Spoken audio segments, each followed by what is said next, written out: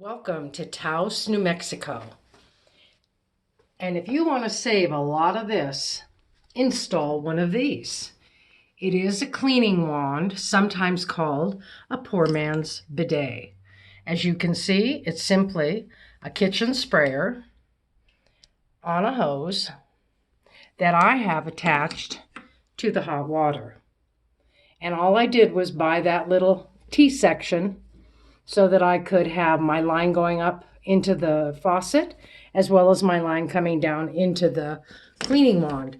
And of course you have to wait for the hot water to arrive, so I just spray it right into the sink. As soon as it's hot, then it's free to use. 2 suggestions: be sure that your hose is long enough to be able to reach when you're on the toilet.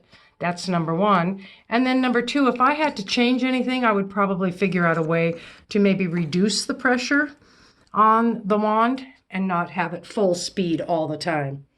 So there's the setup again. Pretty simple, and it saves a lot of this, which we're all interested in doing right now. Okay, thanks. Happy trails.